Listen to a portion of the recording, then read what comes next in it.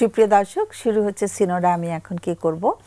আর আজকে আমরা যে বিষয়টি নির্বাচন করেছি সেটা হচ্ছে যে ভালোবাসার সম্পর্কে আমাদের অনেক সময় কিছু গোপন ব্যাপার আমরা শেয়ার করি আমাদের ভালোবাসার মানুষটির সাথে। তো আমাদের কিছু অনেক সময় গোপনীয়তা রক্ষা করার জন্য ব্যাপারে আমরা যেহেতু খুব আমরা পরিষ্কার থাকি, আমাদের কাছে মনে হয় যে আমার গোপনীয়তা অন্য মানুষটি রক্ষা করবে। অনেক সময় কিছু ছবি আদান প্রদান হয়, অনেক সময় কিছু আমাদের খুব সেন্সিটিভ ছবিও আদান প্রদান হয়। তো সেই জায়গা থেকে তারা হয়তো মনে করেন যে আমার ভালোবাসার মানুষটি আমার এই গোপনীয়তাটা রক্ষা করবে, এটা অন্য কারো কাছে প্রকাশ করে দেবে না। কিন্তু ইদানিংকালে আমাদের এখানেও ফোন পাচ্ছি আমরা, এবং আমরা চেম্বারে বসেও যখন আমাদের সাথে কথা বলে মানুষ, তখন দেখতে পাচ্ছি যে তারা কমপ্লেন করছে যে আমার কিছু গোপন ব্যাপার ও শেয়ার করে ফেলেছে অন্য কারোর সাথে। তো এটাতে খুব আহত হয়েছে সে, এবং সে আশা করেনি যে কখনো তার এত কাছের মনের কাছে থাকা, এত কাছে থাকা একটি মানুষ তার যেটা সে খুব বিশ্বাস করে শেয়ার করেছিল, কিংবা তার কিছু পাঠানো ছবি, কিছু ভিডিও, সেগুলো অন্য কোথাও চলে গেছে, তখন সে ওটা নিতে পারে না একদম। তো সেই জন্য আজকে আমাদের অনুষ্ঠানের আমরা টপিকটা ঠিক করেছি যে এক্ষেত্রে গোপনীয়তা রক্ষা কেন এত প্রয়োজন। আমি পরিচয় করিয়ে দিচ্ছি যারা স্টুডিওতে এসছে তাদের সাথে। একজন হচ্ছে ডক্টর মোহাম্মদ জহিরুদ্দিন, তোমাকে স্বাগত। জহির অনেকবার এসেছে আমাদের অনুষ্ঠানে, একজন ক্লিনিক্যাল সাইকোলজিস্ট এবং কাজ করছে জাতীয় মানসিক স্বাস্থ্য ইনস্টিটিউটে। আর আছে জোহরা পারভিন। জোহরা, তোমাকেও স্বাগত। জোহরা অনেকবার এসেছে, ও ক্লিনিক্যাল সাইকোলজিস্ট, ও তো বিভিন্ন জায়গায় কাজ করে, আমি জানি না বর্তমানে কোথায় কাজ করছো তুমি। তো ওর ঘুরে ঘুরে ওর অনেক অনেক জায়গাতে ও কাজ করেছে, এবং আমি শিওর ও এখনও কোথাও কাজ করছে, বাট ও he is a clinical psychologist. আমি দুজনকে স্বাগত জানাচ্ছি। এখন তোমরা কি আগে বলবে? তোমরা দুজন মিলে ঠিক করে আমাকে বলো। আমি বলবো একদম শুরুতে আমি বলতে চাচ্ছি যে এই যে যদি গোপন না রাখে সঙ্গী, তাহলে অসুবিধাটা কি হয় এটা বুঝলেই কেন গোপন রাখাটা ইম্পর্টেন্ট সেটা বোঝা যাবে। যে কোনো সম্পর্কের তো একটা ভিত্তি হচ্ছে ট্রাস্ট, বিশ্বাস। একটা বিল্ডিংয়ের যেরকম পিলারগুলো যদি খুব মজবুত হয়, তাহলে বিল্ডিংটা খুব সুন্দরভাবে দাঁড়িয়ে থাকতে পারে, শক্তভাবে দাঁড়িয়ে থাকতে পারে। তো একটা সম্পর্কের ভিত্তির মধ্যে যত কয়টা পিলার আছে তার মধ্যে তো একদম প্রধান পিলার হচ্ছে বিশ্বাস। তো ওই বিশ্বাসটাই তো আর থাকছে না। যদি সঙ্গীর গোপন জিনিস কারো কাছে বলে দেয়, তাহলে তো বিশ্বাসটা থাকছে না, নাম্বার ওয়ান। এরপরের জিনিসটা হচ্ছে যে এই যে একটা কাপল রিলেশনশিপে ধরেন এক্স এবং ওয়াই দুজন কাপল, তো ওই কাপল রিলেশনশিপের মধ্যে কিন্তু এক্স একটা মানুষ, ওয়াই আরেকটা মানুষ হিসেবে কিন্তু তারা গ্রো করেন। তো এই কাপল রিলেশনশিপের মধ্যে যে মানুষ হিসেবে, ইন্ডিভিজুয়াল ব্যক্তি হিসেবে যে ওনারা গ্রো করবেন, যদি একজন এরকমভাবে বলে দেন, গোপন কথা কাউকে বলে দিল, তাহলে এই গ্রোথটা, এই যে গ্রোথের বাংলা কি ম্যাডাম? বিকাশ। Thank you. এই বিকাশে একটা বাধা প্রাপ্ত হয়। আরেকটা জিনিস হচ্ছে যে সম্পর্কটা হয় না, কারণ ব্যক্তি যখন গ্রো করে তখন তো সম্পর্কটার উপর ইতিবাচক প্রভাব পড়ে, সম্পর্কটাও গ্রো করে। তাহলে ব্যক্তি যদি গ্রো না করে, তাহলে তো সম্পর্কটাও গ্রো করছে না। আর যদি গোপন কিছু যদি বলে দেয় সঙ্গী, তাহলে কিন্তু ওই যে অন্য মানুষ যে জাজ করবে, এটা আমাদের কালচারে আছে, জাজ করা। তো এই যে তাকাবে, মানুষটার কাছে মনে হবে যে আমাকে মনিটর করতেছে কেউ, আমাকে জাজ করতেছে কেউ, সে থ্রেট ফিল করবে। সে এই যে একটা হুমকি তার মনটার মধ্যে, যে ফ্রিভাবে কোনো কিছু ভাবা, তার যে বিষয়টা যেইটা গোপন রাখলো না, সেই বিষয়টা তো খুবই সেন্সিটিভ, সেটা যে প্রসেসিং হবে ওইটা বাধাপ্রাপ্ত হয়। তো সব কিছু মিলায়ে সম্পর্কটা আর ঠিকঠাক মতো করে থাকে না। তো এটা খুবই গুরুত্বপূর্ণ সঙ্গীর গোপনীয়তা রক্ষা করা। ম্যাডাম, আমি আরো অনেক কিছু বলতে পারবো, আমার কি এখন থামা উচিত না একটু কন্টিনিউ করা উচিত? তুমি যদি ওকে ফ্লোর দিতে চাও তাহলে থামতে পারো, পরে আবার তুমি। আচ্ছা, অলরেডি যেটা বললেন খুবই সুন্দর বলা হয়েছে। তার সাথে আমি একটা লাইন যোগ করতে পারি, সেটা হচ্ছে ট্রাস্ট, যেটা রিলেশনশিপের মধ্যে মূল স্তম্ভ। এরপরে আরও তিনটা জিনিস আমরা প্রায় দেখি, একটা রেসপন্সিবিলিটি, একটা কেয়ার, আর একটা রেসপেক্ট, আর সাথে ট্রাস্ট। এখন সবই ইন্টার রিলেটেড। এখন আমি যদি কারোর সাথে সম্পর্কে জড়াই, তার মানে হচ্ছে ধরে নেওয়া হয় যে আমার মধ্যে এই জিনিসগুলো থাকবে, না হয়তো সম্পর্ক দাঁড়াবে না। এটা অনেকটা আমানতের মতো, একজন তথ্য আমাকে দিল, আমি সেটা কিপ করব, এবং এমনভাবে কিপ করব যে তাকে ছাড়া অন্য কারোর কাছে দেব না, বা তার সম্মতি ছাড়া কখনো বলবো না। এখন সম্পর্ক এখন আছে, এক সময় নাও থাকতে পারে, কিন্তু ওই যে জিনিসটা, যে সিক্রেসি, যেটা অন্য কাউকে তো বলেনি, আমার ভদ্রতাবোধ, মনুষ্যত্ববোধ এমনভাবে থাকা উচিত যে ওই সম্পর্কের সম্পর্কটা না থাকলেও রাখতে হবে, বলা যাবে না, কারণ এটা এক ধরনের বিশ্বাসঘাতকতার মতো। ওকে, তুমি আরো কিছু অ্যাড করবে বলেছিলে। আমি এই যে যিনি সম্পর্কর গোপনীয়তাটা রাখতেছেন না, ওনার কাছে আমার প্রশ্ন বা ওনাকে নিয়ে ভাবনা যে উনি কি তাহলে রিলেশনশিপটাকে প্রাধান্য দিচ্ছেন না? মানে আপনি যদি এখন আমার একটা ইনফরমেশন কাউকে বলে দেন, তার মানে তো আপনি এই রিলেশনশিপটাকে প্রাধান্য দিলেন না, শ্রদ্ধা করা, এই যে জায়গাটা মানে মোটের উপর কথা হচ্ছে যে কেউ যদি একটা গোপন কথা, এটা সঙ্গী না হয়ে অন্য কারো ক্ষেত্রেও প্রযোজ্য, কিন্তু আজকের শুধু টপিকসের জন্য না, সঙ্গীতটা একদম ফরজ যে এটা গোপন রাখতেই হবে। এবং আমি সাথে একটু অ্যাড করি, হ্যাঁ ভাইয়া, আমরা অনেক সময় করি কি, আগের সম্পর্কটা ভেঙে গেলে পরের সম্পর্কের কাছে আগের বিষয়ে নেগেটিভ কথাবার্তা বলা শুরু করি, কিন্তু এটা কিন্তু আমাদেরকে অ্যালার্ট করে যে এই ব্যক্তি যেহেতু আগের সম্পর্কের কথা বলে দিচ্ছে, তা আমার সাথে তার সম্পর্কের কথাও সে একসময় অন্য কাউকে বলতে পারে। এই ব্যক্তি আনফিট ফর রিলেশনশিপ, কাজেই তার সাথে কোনো সম্পর্ক চলতে পারে না, আমি এইভাবে বলতে চাই। সেটাই, মানে অবিশ্বাসটা তখন, অবিশ্বাসের মানে বিষটা ঢুকে যায় ভেতরে আর কি। আমি তো আমার ক্লিনিক্যাল প্র্যাকটিসে তো দেখি ম্যাডাম যে অবিশ্বাস নিয়েই আরেকটা সম্পর্কে ঢুকতেছে, মানে একটা সম্পর্ক যখন তৈরি করতেছে, খুব সম্পর্ক তৈরি করতে যেই রকমটা হইতে হয়, থাকতে হয়, সেইভাবে মানুষগুলা ঢুকে না সম্পর্কে, একটা অবিশ্বাস নিয়ে ধরেন ঢুকলো। সেটা কেন করে? সময়ে নেয় না, একটা কিছুর পরে তো আরেকটা কিছুতে যাইতে যে একটা সময় লাগবে, তো যে কোনো কিছু। ফোন আসছে, এটা একটু মনে রেখো। আচ্ছা, কেন দুটো সম্পর্কের মাঝখানে জায়গা দেয় না, সেটা একটু ইম্পর্টেন্ট পয়েন্ট। আমরা একটা ফোন নিয়ে আসি। হ্যালো। ওয়ালাইকুম সালাম। হ্যাঁ বল। হ্যাঁ শুনছি আমরা সবাই। ম্যাডাম, আমি সরাসরি আপনার সাথে দেখা করতে চাচ্ছিলাম, কিন্তু তার আগে মনে হলো আপনার এই প্রোগ্রামের মাধ্যমে আপনার সাথে বা আপনাদের সাথে আলোচনা করে আমি একটু আপনাদের কাছ থেকে পরামর্শ চাচ্ছি। শিওর। আচ্ছা ম্যাডাম, আমার বয়স 25। আমি যার ব্যাপারে কথা বলবো তার বয়স এখন 31 বছর। আচ্ছা। সে আমার অত্যন্ত কাছের এবং পছন্দের এবং চমৎকার একজন, অসাধারণ একজন মানুষ বলতে গেলে।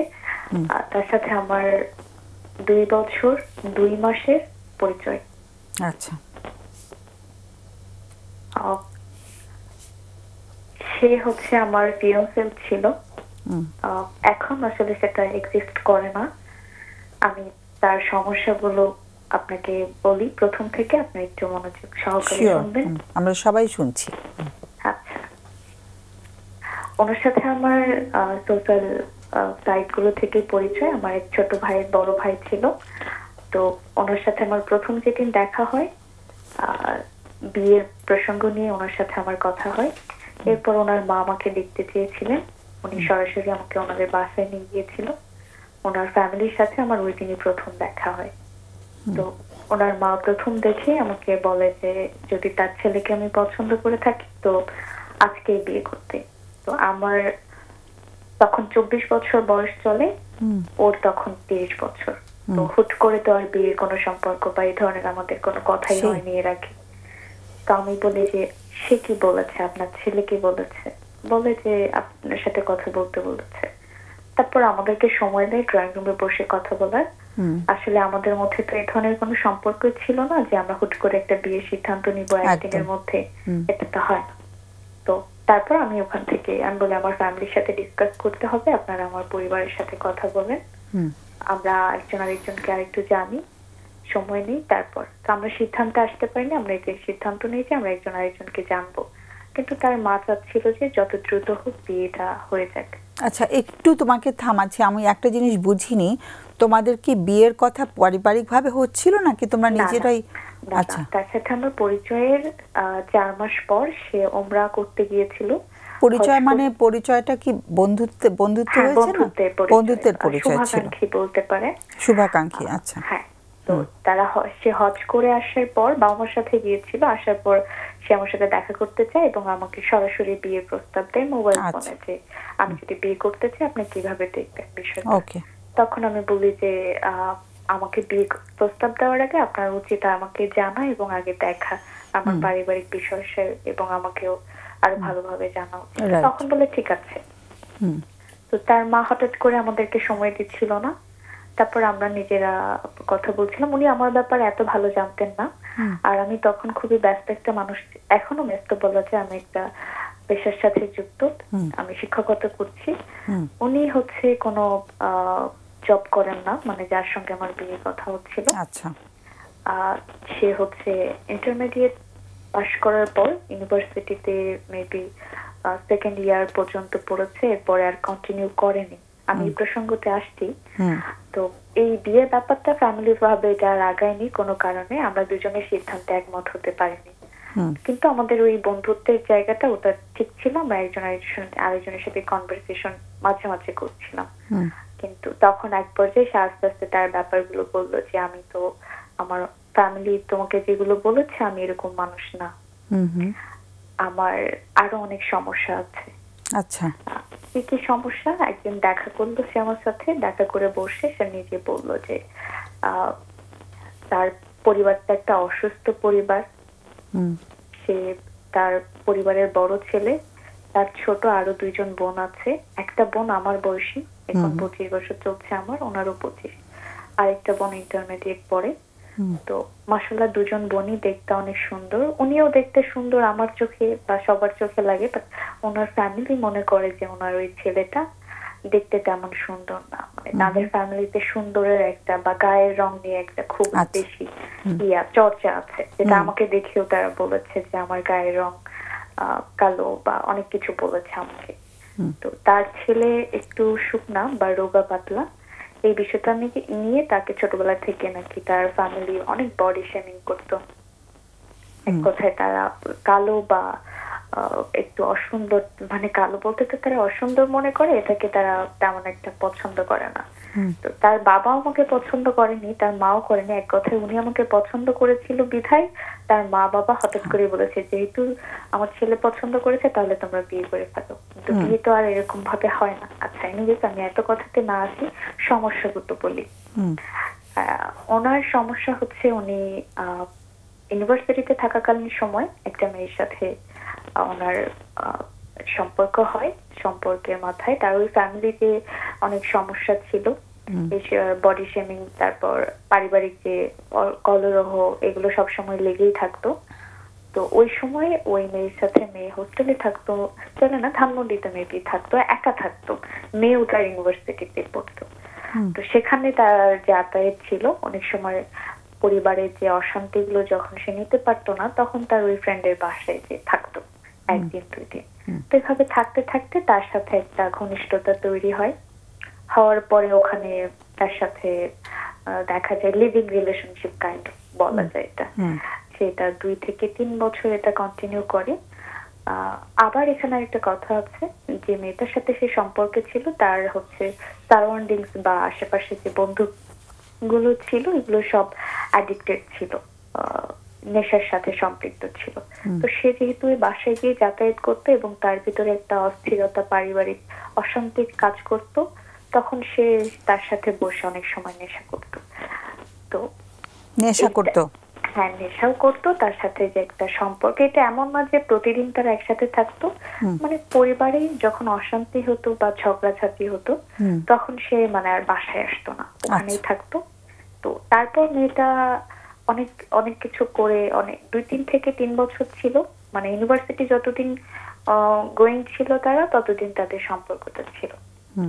এরপর ফ্যামিলি কোনোভাবে বিষয়টা জানতে পারে, জানার পর মেয়েকে অনেক ধরনের বডি শেমিং করে, কথাবার্তা বলে। আর মেয়ের ফ্যামিলিও চাচ্ছিল ভালো ছেলে দেখে বিয়ে দিতে, তো বিয়ের প্রস্তাব করে, কিন্তু ছেলে তখন বেকার, পড়াশোনাও শেষ করেনি। এগুলো ভেবে মেয়ের ফ্যামিলি আর এটা আগায়নি, আর মেয়ে দেশের বাইরে চলে গিয়েছে। চলে যাওয়ার কারণ এখান থেকে ছেলের ফ্যামিলি মেয়েকে অনেকভাবে শাসিয়েছে, অনেক নোংরা বাজে কথা বলেছে, কেন মেয়ে কালো দেখতে ছিল। তো আর মেয়ে যেটা বলেছে, যে বলেছে বলতে সেটা আমি জানি না, ছেলে আমাকে বলেছে, মানে যার সাথে আমার যাকে নিয়ে কথা বলছি, উনি বলেছে যে তার সাইকোলজিক্যাল কিছু সমস্যা আছে, মানসিক কিছু সমস্যা আছে। আমি বিষয়টাতে আসতেছি গ্র্যাজুয়ালি। তো এগুলো দেখে মেয়ে চলে যাচ্ছে। চলে যাওয়ার পর সে টোটালি একদম আরো খারাপ হয়ে গেছে। মানে ওই যে তার একটা মেন্টাল একটা পিস যেটা দরকার ছিল, মাঝে মাঝে পারিবারিক অশান্তি হলে তার বাসায় গিয়ে থাকতো, সে তাকে রান্না করে খাওয়াতো, বা একটা টেক কেয়ার আছে যেটা করতো, সেটাও সে পাচ্ছিল না। মেয়ে দেশের বাইরে চলে গিয়েছে এবং টোটালি ডিসকানেক্ট। এখন সে কি করবে? সে আরো নেশাগ্রস্ত হয়ে যাচ্ছিল। এক পর্যায়ে তার ফ্যামিলি এগুলো সহ্য করতে না পেরে তাকে রিহাবে পাঠিয়ে দেয়। সে জানতো না যে সে রিহাবে যাচ্ছে, তাকে বিভিন্ন কিছু বলে একদম রিহাবে নিয়ে যায়, জোর জবরদস্তি। তো সেটা সে বলে এখনো যে সেটা তার জন্য একটা ট্রমা। সে বলে আমাকে যখন এখান থেকে নিয়ে যায় তার কি হয়েছে সেগুলো বলেছে, যে সমস্ত মানুষ তাকিয়ে তাকিয়েছিল বাসায়। এনিওয়েজ, তো ওখানে যে সে 3 মাসের মতো রিহাবে ছিল। 3 মাসে রিহাব কেমন সেটা তো জানেন, বলা যায় বাংলাদেশের মধ্যে 1 নম্বর তালিকার মধ্যে যে একটা রিহাব আছে, সেখানে তাকে রাখা হয়েছে। তার বাবার একটাই ছেলে, সম্ভ্রান্ত ফ্যামিলির ছেলে, আর্থিকভাবে তারা অসচ্ছল না বলতে গেলে। তারপর রিহাব থেকে আসার পর সে তার স্বাস্থ্যগত চেঞ্জ আসে, অনেক অনেক ধরনের কিছু আসে, কিন্তু ওই যে সোশ্যাল সাইকেলে যে সার্ভাইভ করার একটা ব্যাপার থাকে, এটা তার হারিয়ে গিয়েছিল। সে কোনোভাবে তার বন্ধু মহলে গিয়ে ভালো প্রশংসা পেত না, সবাই ভাবতো সে নেশা করে, এজন্য তাকে রিহাবে পাঠানো হয়েছে।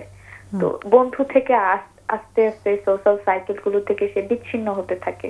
এক কথায় বন্ধু বান্ধবরা তাকে খারাপ চোখে দেখতে থাকে। এখান থেকে ডিসকানেক্ট হতে হতে তার এখন যে অবস্থা, এটা আমি আপনাকে কোভিড এর পরের কথা বলছি। এই ঘটনাগুলো হয়েছে 2021-এ। তুমি বর্তমানে চলে আসো। হ্যাঁ, বিরতির সময় হয়ে যাবে তো। হ্যাঁ, ওকে। এখন হচ্ছে তার যে সমস্যা, সে গত 3 বছর ধরে এই সোশ্যাল সাইকেল গুলো থেকে ডিসকানেক্টেড। তার মানসিক কিছু সমস্যা আছে, যেগুলো হচ্ছে সে সিদ্ধান্ত নিতে পারে না। মানুষের সাথে খুব সহজে প্রথম দেখাতে খুব সুন্দর চমৎকার মিশতে পারে, খুবই বিচক্ষণ এবং জ্ঞানী একটা ব্যক্তি, কিন্তু পরে ওভারথিঙ্ক করে কোনো কারণে সামহাউ সেখানে আর বেশিক্ষণ থাকতে পারে না বা কন্টিনিউ করতে পারে না। এখন তার পরিবারে সবসময় তাকে তুচ্ছ তাচ্ছিল্য করা হয়। যেমন হচ্ছে সে দেখতে সুন্দর না, 31 বছর বয়স হয়েছে, পড়াশোনাটাও কন্টিনিউ করে নাই, এখন পর্যন্ত কিছু করছে না, তার কিছু বাজে হ্যাবিট আছে। আমি আপনাকে কি তার নিজের বলা কথাগুলো বলবো পয়েন্ট টু পয়েন্ট? আমার মনে হয় যে তুমি একটু শর্ট করে ফেলো। হ্যাঁ, আচ্ছা, ঠিক আছে, ওকে। আচ্ছা, সে নিজের সম্পর্কে কিছু জিনিস চিন্তা করে, আপনারা একটু মনোযোগ দিয়ে শুনুন। সে নিজেকে মূল্যহীন মনে করে, তার ভালো কোনো ক্যারিয়ার নাই, বা সে কোনো স্বনির্ভর ব্যক্তি না, এটা সে প্রথম মনে করে। আর হচ্ছে সে ইনসিকিউরিটিতে ভোগে সবসময়, আইডেন্টি ক্রাইসিস যেটাকে বলে। পরিবার, ফ্রেন্ড বা তার সোশ্যাল সাইকেলে সবসময় নিজের একটা আইডেন্টি যে একটা ব্যাপার আছে, এটা সে ইনসিকিউরিটিতে ভোগে। আর তার হচ্ছে লাইফটাকে সে যেভাবে গুছিয়ে নিতে চায়, সেটা তার পরিবার সেভাবে সমর্থন করে না। তার পরিবার চায় সে চাকুরি করুক, কিন্তু সে চায় ব্যবসা করবে। একটু তোমার কথায় চলে আসো। হ্যাঁ, বিরতির সময় হয়ে যাবে তো। আমার কোনো কথা নেই, আমার তাকে নিয়েই কথা। হ্যাঁ, তোমার তো কিছু জিজ্ঞাসা থাকবে, তাই না? হ্যাঁ, আমার কয়েকটা প্রশ্ন আছে।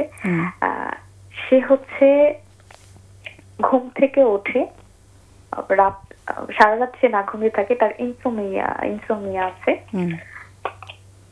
সারা রাত ওভারথিঙ্ক করে। 4টা, বিকেল 4টা বা দুপুর 3টা বা 2:30 এরকম সময় প্রতিদিন ঘুম থেকে ওঠে। আজকে 5 বছর ধরে এই অবস্থা চলছে তার। আর সে বাইরে বের হলে তার যে আড্ডায় যেগুলোতে আছে যারা এখন, তারা সবাই হচ্ছে অ্যাডিক্টেড। তো এখানে গিয়েও সে মাঝে মাঝে এখন অ্যাডিকশনে আছে বা নেশা করছে, তার ফ্যামিলি যে অশান্তি এটা কন্টিনিউ চলছে। এখন আমার প্রশ্ন হচ্ছে, এই ব্যক্তিটাকে আমি খুব কাছ থেকে দেখেছি, মানে আমাদের পারিবারিক একটা আসা যাওয়া আছে, মানে আমার আসা যাওয়া আছে, তার পরিবার আমাকে খুব ভালোভাবে চেনে। তার যে সমস্যাগুলো আমি খুব শর্ট করে বললাম, আরো বিস্তর আছে, কিন্তু আমার প্রশ্ন হচ্ছে যে আমি কি করলে তাকে 121 কিলোমিটার দূর থেকে সাহায্য করতে পারি। আমি তার সাথে কথা বলে একমত হয়েছি যে তাকে আমি ভালো থেরাপিস্টের সাথে দেখা করাবো, কেননা তার সাইকোলজিক্যাল ইস্যুজ আছে। সে যখন রাগ করে অনেক গালিগালাজ করে, আমাকে ব্লক করে দেয়, আবার 15 থেকে 20 দিন পর আবার নিজে থেকেই আসে, মানে সে সবার সাথে এরকম খারাপ রিয়াকশন দিচ্ছে। মানে এক কথায় সে নিজেকে রাগ করলে নিয়ন্ত্রণ করতে পারে না, অতিরিক্ত ওভারথিংক করে, মানুষের সাথে মিশতে পারে না। হ্যাঁ, সেটা তো বুঝেছি। এখন তোমার প্রশ্নটা করে ফেলো। একটা বলেছিলে যে ওকে কিভাবে হেল্প করবে, তাই তো? হ্যাঁ, আমার প্রথম প্রশ্ন হচ্ছে, আমি চাই ব্যক্তিটা সুস্থ একটা সুন্দর একটা জীবন সে তার সে যে পরিবেশে আছে বা যেভাবে আছে, সে একটা অসুস্থ পরিবেশে আছে, তার ফ্যামিলি তাকে বুঝতে পারছে না, সে কি চাচ্ছে সেটা বুঝতে পারছে না, আর তার ফ্যামিলি তাকে অতিরিক্ত তুচ্ছ তাচ্ছিল্য করছে, দোষারোপ করছে, ব্লেম করছে, যেটা থেকে সে আরো বেশি মেন্টালি আরো বেশি ডিপ্রেশনে চলে যাচ্ছে। আমার তোমার কাছ থেকে একটু জানার ইচ্ছে যে তুমি কি তার সাথে মানে তার সঙ্গে জীবনটাকে জড়াবার কথা ভাবছো বা জড়িয়ে ফেলেছো? আমি ভাবছি, এটা মানে আমি ভাবছি বা জড়িয়ে ফেলেছি, এর মানে এই না আমি এখান থেকে ব্যাক করতে পারবো না। না, সেটা তো পরের ব্যাপার, কিন্তু তুমি কিছুটা জড়িয়ে গেছো যেটা বলছো। হ্যাঁ, আমি জড়িয়ে গিয়েছি, একদম বলা গেলে তাকে আমি চমৎকার অনেক ভালোবাসি, অনেক প্রচন্ড ভালোবাসি। আচ্ছা, একটু তুমি লাইনে থাকো, আমাদের সময় তো একেবারে ফুরিয়ে এসছে, বিরতির সময় হয়ে গেছে। একটু যদি আমাদের অতিথিদের দু একটা প্রশ্ন থাকে চট করে ফেলুক। তোমাদের প্রশ্ন আছে? একটা হচ্ছে তার কিছুটা মানসিক সমস্যা বলছিলেন, হ্যাঁ, ডাক্তাররা কি কোনো ডায়াগনোসিস করেছে, ডাক্তার দেখিয়েছে মানসিক রোগের ডাক্তার? আমি শুনেছি যে ডক্টর দেখানো হয়েছে, মেডিসিনের মধ্যেও আসা হয়েছে, কিন্তু আবার সে যেরকম ওরকম। বুঝতে পারছি, রোগের কোনো নাম বলেনি বোধহয়, না? না, বলেছে যে সে ডিসিপ্লিন মেইনটেইন করলে, ঠিকভাবে খাওয়া দাওয়া করলে এবং ভালোবাসা, যত্ন, টেক কেয়ার, এগুলো কাউন্সিলিং করালে আস্তে আস্তে সে ঠিক হয়ে বুঝতে পারছি। নেশার মধ্যে যে বিভিন্ন নেশায় অভ্যস্ত আছে কিছুটা, ধূমপান এবং গাঁজা। গাঁজা আর ধূমপান, আর কিছু না? ইয়াবা বা অন্য কিছু না, এই ধরনের কোনো কিছু। ওকে। জোহরা, আমাদের তো বিরতির সময় হয়ে যাচ্ছে, আপনি যদি একদম সংক্ষেপে কাইন্ডলি বলেন যে 121 কিলোমিটার দূর থেকে হেল্প করতে পারি, এটা বলতে আপনি ঠিক কি মিন করেছেন? আমি এক জেলাতে থাকি, সে ঢাকাতে থাকে, আমি টাঙ্গাইলে থাকি। আমার এখান থেকে গিয়ে তাকে নিয়ে হসপিটালে যাওয়ার ব্যাপার, আমার থাকার একটা ব্যাপার আছে। তার ফ্যামিলি আমাকে এখন কোনোভাবেই পছন্দ করে না, এখন বলতে প্রথম থেকেই করে না। আপনাদের মধ্যে কমিটমেন্ট আছে, হয়েছে, রিলেশনশিপ আছে? হ্যাঁ, রিলেশনশিপ আছে। আচ্ছা, ঠিক আছে, কমিটমেন্টের জায়গাটা আছে, কিন্তু সে ইনসিকিউরিটিতে ভোগে তার লাইফ নিয়ে, যার কারণে সে চায় না। আমি চাই তাকে হেল্প করতে। আমাকে বিয়ে করতে হবে এমন কোনো কথা নেই, বা আমার সাথে থাকতেই হবে, বা আমি চাই যে আমার সাথেই থাকতে হবে এমন কোনো কথা না। আমি চাই যে মানুষটা ভালো থাকুক, খুশি থাকুক, সুস্থ হোক। Thank you. তোমার মানে তোমার সঙ্গে ওর পরিচয় তো বিয়ের মানে উপলক্ষেই তো পরিচয়, কিন্তু তুমি এখন তাকে বিয়ে করার ব্যাপারে কি তোমার? আমি তাকে বিয়ে করতে চাই, তার যত সমস্যা আছে কোনো আমার কাছে এগুলো ব্যাপার না। আমার কাছে মনে হয় যে আমি তাকে করতে পারবো, এই ধরনের যে ক্যাপাবিলিটি এটা আমার মধ্যে আছে, কারণ আমরা একসাথে অনেক সময় থেকেছি। আমি জানি ঘরোয়া পরিবেশের মধ্যে আমরা অনেক সময় থেকেছি, আমি জানি সে কি করলে ভালো থাকে, কি করলে তার খারাপ লাগা, এগুলো আমি বুঝি। আর আমি যখন তার সামনে থাকি তখন সে টোটালি একদম সুস্থ একটা মানুষ, দূরে থাকলে তখন সে একদম একা থাকলেই সেগুলো। ও কি তোমাকে বিয়ে করতে বলে ওকে? হ্যাঁ, সে চায়। এই যে বললাম, সে ইনডিসিশনে ভোগে, সিদ্ধান্ত নিতে পারে না। সে এখনই বলবে, এখনই বিয়ে করবে, সবকিছু করবে, কিন্তু তার ওই ফ্যামিলি প্রবলেম, সে স্বনির্ভর না, তার আর্থিক যে ক্যাপাবিলিটি, অর্থ নেই, সে আমাকে নিয়ে আলাদা থাকতে চায়। এখন আমি আমি আমি যা আর্ন করি এটা দিয়ে আমরা দুজন মিলে ঢাকার সিটিতে থাকার মতো ক্যাপাবিলিটি আমার নেই। আর তার ফ্যামিলিকে আমি বলেছি যে এরকম সে তার ছেলে চাই, তার ফ্যামিলি বলেছে যে না, আমরা বিয়ে করালে আমরা এটা দেখবো, আর তোমরা যদি করো তাতে আমরা দেখতে পারবো না, সেটা তোমাদের ব্যাপার। তোমার পরিবার কি জানেন? আমার পরিবার ব্যাপারটা জানে, কিন্তু আমার পরিবার আসলে আমি যা চাই, আমি যা পছন্দ করি সেটাই। তারা জানে আমি ভুল করতে পারি না, এমন কোনো কাজ করতে পারি না। আর ছেলে হিসেবে সে চমৎকার একটা মানুষ। তোমার পরিবার কি ওর সাথে পরিচিত হয়েছে? হ্যাঁ হ্যাঁ, পরিচিত, ওর ফ্যামিলি মেম্বার সবাই কথা বলেছে, কিন্তু আমার পরিবার ওকে সামনে থেকে প্রত্যক্ষ করেনি, আমার শুধু ছোট ভাই দেখেছে। ওর সঙ্গে তো ইন্টারঅ্যাকশনটা হয়নি? না না, কিন্তু কথা হয়েছে শুধু। ওকে, তাহলে আজকের জন্য তোমার প্রশ্নটা যদি একটু শুনতাম। আমার প্রশ্নটা হচ্ছে 121 কিলোমিটার দূর থেকে তার ফ্যামিলি যদি আমাকে সাহায্য করতো তাহলে এগুলো খুব সহজ হতো, তাকে কাউন্সিলিং করানো। তার ফ্যামিলিটা এত বেশি সুশিক্ষিত না যে তাকে ভালো সাইকোলজিস্ট বা সাইকোথেরাপিস্ট দেখাবেন। এখন সে নিজেও ডায়াগনোসিস করেছে, এবং আমি তার সাথে 1.5 বছর ধরে চলে যতটুকু বুঝেছি তার সত্যি ট্রিটমেন্ট দরকার। এখন আমি চাই যে সে সুস্থ হোক, ভালো হোক। আমি কি করলে বা কিভাবে আগালে আমি তাকে হেল্প করতে পারবো, বা এক কথায় আমার পছন্দের মানুষটা, আমার ভালোবাসার মানুষটা ভালো একটা জীবন পাবে, আমি কি করলে এটা করতে পারবো, এটা আমি কোনোভাবেই প্রশ্নটা নিয়েছি। হ্যাঁ, প্রশ্ন তো পেয়ে গেছি আমরা, না? অনেক অনেক ধন্যবাদ তোমাকে। হ্যাঁ, তুমি খুব সুন্দর করে গুছিয়ে বলেছো। আমরা বিরতি থেকে এসে আমরা তোমার বিষয়টা নিয়ে আলোচনা করব। তুমি বিরতির পরে সেটে আমাদের টেলিভিশনে আমাদের আলোচনাটা শুনবে, কেমন? ঠিক আছে, অনেক অনেক ধন্যবাদ ফোন করার জন্য। আমরা ঘুরে আসি বিরতি থেকে। সুপ্রিয় দর্শক, আমরা ছোট্ট একটা বিরতিতে যাচ্ছি, বরাবরের মতন ফিরে আসবো একটু পরে সিনোরা আমি এখন কি করব অনুষ্ঠানে।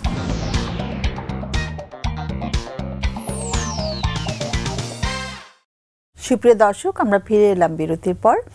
আর আজকে আমরা যে বিষয় নিয়ে কথা শুরু করেছিলাম সেটা হচ্ছে যে ভালোবাসার মানুষটির গোপনীয়তা রক্ষা করার প্রয়োজন কেন।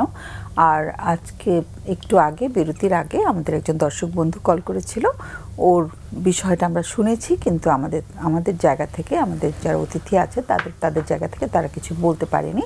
আমি তাদের কাছে যাচ্ছি। তো জোহরা যদি আগে শুরু করো। আমি একটা জিনিস খুবই অ্যাপ্রিসিয়েট করছিলাম যে যিনি ফোন করলেন, কথা বললেন, ওনার ইমোশনটা খুব জেনুইন লাগলো, যে ভালোবাসাটা খুবই জেনুইন। তো উনি আবার নিজেও বুঝতেছেন, বা উনি বলতেছিলেন যে 121 কিলোমিটার দূর থেকে আমি কিভাবে হেল্প করব।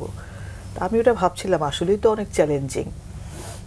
আমি ভাবছিলাম যে ওনার কিন্তু রিলেশনশিপ আছে, কমিটমেন্টের জায়গাটা বাস্তব অনেক কারণে একদম পরিষ্কার না, কিন্তু রিলেশনশিপ আছে। তার মানে ওনার ফোনে, অনলাইনে একটা যোগাযোগ, আবার ফিজিক্যালিও দেখা হয় কিনা কতটুকু সেটা আমি জানি না, কিন্তু যোগাযোগ তো আছে। তো সেক্ষেত্রে আমার মনে হচ্ছিল যে উনি এমনটা করতে পারেন কিনা, যে এই যে মোটিভেশনের যে জায়গাটা, ড্রাগ এমন একটা জিনিস, যদি ব্যক্তি নিজে চায়, ব্যক্তি যদি ফিজিক্যাল ফিটনেস থাকে, তাহলে রিহ্যাবে না গিয়েও, কোনোখানে না গিয়েও নিজেই ড্রাগ ছাড়া যায়। আমাদের দেশে এটা একটা কমন সেন্স। আমি এখন যেটা বলছি কমন সেন্স, কিন্তু এরপর এটা রিসার্চও আছে যে যত ছেলেপেলে খুবই কিউরিয়াসলি, খুবই উৎসুক হয়ে ড্রাগ নেয়, এরপরে রিহ্যাব সেন্টারগুলোকে সব যদি গুনতে থাকি আমরা, একটা বড় অংশ নাই কোথায় গেল। তো তারা ওই ড্রাগ ছেড়ে দিয়ে যার লাইফে চলে গেছে। এই কোয়েশ্চেনটা থেকে নিয়ে আমাদের ডিপার্টমেন্টে একটা রিসার্চ হয়েছিল যে ড্রাগ ছাড়া যায় ট্রিটমেন্ট ছাড়া। তা আমি ভাবছিলাম যে ট্রিটমেন্ট ছাড়া, ফর্মাল ট্রিটমেন্ট ছাড়া, রিহ্যাবে না গিয়ে ট্রিটমেন্ট নিয়ে ড্রাগ ছাড়া যায়, বাসায় থেকেও ট্রিটমেন্ট নিলে, বাসায় থেকে ধরেন পরিচিত একটা দোকান থেকে যে ডিটক্স করার জন্য পরিচিত যদি ফার্মাসির দোকান থেকে হেল্প নেয়, সেটা কিন্তু একটা। আবার এমনও আছে, যে এই গবেষণাটার কথা আমি বলছি, এমনও আছে যে কিচ্ছু, সেটা ফিজিক্যাল ফিটনেসের উপর ডিপেন্ড করে, সবার জন্য না, কিন্তু এইটা একটা পথ। তো আমি ভাবছিলাম যে একটু তোমার কথাটাতে আমিও একটু কনফিউজড হচ্ছি, যে আবার দর্শকরা ভাববে কি না যে যারা এডিক্ট তারা সব বাসায় থেকেই ভালো হয়ে যাবে। আমি বারবারই বলছি, ছাড়া বলেছো তো, সেই জন্য বলছিলাম। ট্রিটমেন্ট ছাড়া বাসায় থেকেই ড্রাগ ছাড়া যায়, কিন্তু আমি বলছিলাম কোনো ইন্টারভেনশন কিছুই হবে না, কোনো ইন্টারভেনশন লাগবে না। কিন্তু তাহলে কিভাবে ছাড়বে সে? তার যে নেশার ইয়েটা হয়, মানে তার যে ভেতর থেকে যে ইচ্ছেটা, একটা প্রবল ইচ্ছে হয়, সেটাকে আকাঙ্ক্ষাটাকে সে কিভাবে হ্যান্ডেল করবে একদম কোনো ট্রিটমেন্ট ছাড়া? যে স্টাডিটা রেফারেন্স আমি দিচ্ছি আমাদের department of clinical psychology Dhaka ইউনিভার্সিটিতে, সেখানে দেখা গেছে যে ব্যক্তি একটা তালা এনে, আমি কিন্তু বারবার বলছি এটা ফিজিক্যাল ফিটনেসের উপর নির্ভর করে, সবার জন্য সব পদ্ধতি না, এটা আমি বারবার বলছি, কিন্তু যিনারা করেছেন এটা কোনো রকম ফর্মাল ট্রিটমেন্ট ছাড়া, ওনারা কিন্তু ওই যে একটা তালা এনে মার কাছে দিয়ে বলছে, মা আমি যদি মরেও যেতে নেই দেখো, তা দরজা কিন্তু খুলবা না, জালনা দিয়ে আমাকে হচ্ছে মানে ইয়ে দিয়ে আমাকে খাবার দিবা। তো উনি ডিটক্সিফিক কিচ্ছুই লাগে নাই। ড্রাগের তো এটা সেটাতে তো ব্যক্তির ইচ্ছেটা প্রবল ছিল, ব্যক্তির ইচ্ছেটা প্রবল, আমি ওই জায়গাটাই আসছি, খুব ইম্পর্টেন্ট, আমি ওই জায়গাটাই আসছি।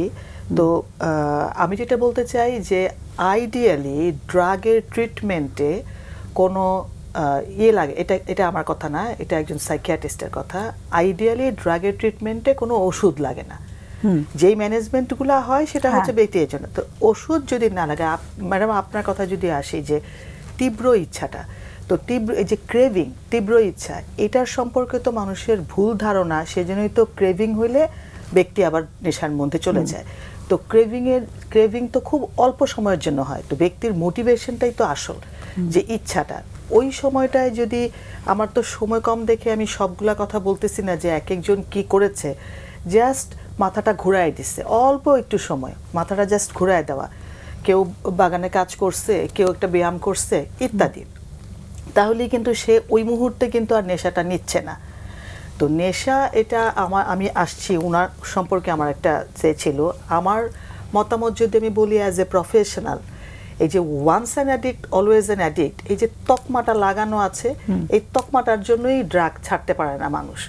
আমি আবারও বলছি যে ফিজিক্যাল ফিটনেস এখানে ব্যাপার, যে হোম ডিটক্সিফিকেশন, আমার গা থেকে আমি নেশাটা সরাচ্ছি, সেটা খুব ভালো হয় একজন নার্স, একজন ওই ফার্মাসিস্ট, একজন দোকানের যে নর্মাল ওষুধের দোকান, সেটার সাথে মানে এক্সেপশনাল কিছু ইস্যু না থাকলে ড্রাগটা ছাড়তে গিয়ে মানুষ মরে যাবে না। ড্রাগ তো ওরা বাসায় ডেলিভারি করে, যেটা আমি জানি আর কি, ওটা তো যেতে হয় না কোথাও, মানে যারা ড্রাগ ডিলার্স, আচ্ছা ওরা বাড়িতে ডেলিভারি করে। না, আমি বলতে চাচ্ছিলাম ডিটক্সের কথা, এটা একটু শেষ করি।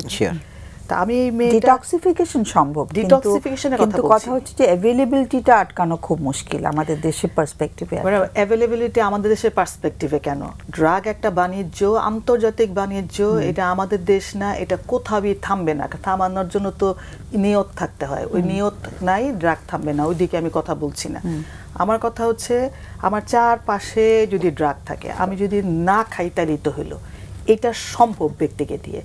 তো উনার প্রতি আমার একটা ইয়ে ছিল যে ধরেন ড্রাগ তো ছাড়ে মানুষ, যারা ছেড়েছে তারা তো একটা না একটা কেউ বাচ্চার জন্য, কেউ একটা না একটা মোটিভেশন কাজ করে, তারপর তো ছাড়ে। তা আমি ভাবছিলাম যে উনি উনার সম্পর্কটাকে এমনভাবে নজর দিতে পারেন কিনা, যে এই ছেলে যদি একবার মনে করে যে না আমি এক্স, ধর ওনার নাম, এই এক্সের জন্য আমি ছেড়ে দিব, একবার শুধু ভাবলেই হয় ছেড়ে দিব, আর কিছু লাগে না ড্রাগ ছাড়তে। তো এইটা 121 কিলোমিটার দূরের, আমি একটু অপটিমিস্টিকভাবে বলছি ঠিকই, এটা ট্রুলি চ্যালেঞ্জিং, কিন্তু আমি মনে করি যে আসলে এখন তো উনি কথা বলতেছে, ছেলেটা নাই, ছেলেটা যদি কোনো সাইকোলজিস্টের সাথে কথা বলতো তাহলে একটা ব্যাপার ছিল।